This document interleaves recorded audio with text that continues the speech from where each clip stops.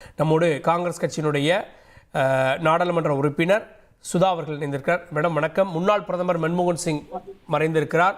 உங்களுக்கு அவருடைய இரங்கல் செய்தி. வணக்கங்க. மிக துயரமான சம்பவம், எங்களால் ஏற்றுக்கொள்ள முடியவில்லை. நம் குடும்பத்தில் இருக்கின்ற ஒரு நபர் இழந்ததை போன்ற, தந்தை இழந்தது போன்ற ஒரு உணர்வு.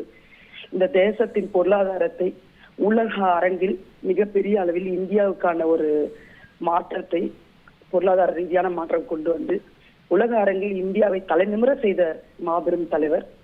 சாதாரண எளிய குடும்பத்தில் இருந்தவர் கூட ஏதோ கையில் ஒரு பணம், பொருளாதாரம் புழங்கிய ஒரு நாடாக உருவாக்கினார்.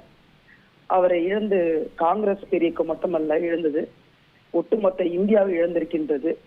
அவர் இந்திய தேசத்தின் பொருளாதாரத்தை அது மீட்ட விதம் மற்ற நாடுகளுக்கு ஒரு உதாரணமாக இருந்தது.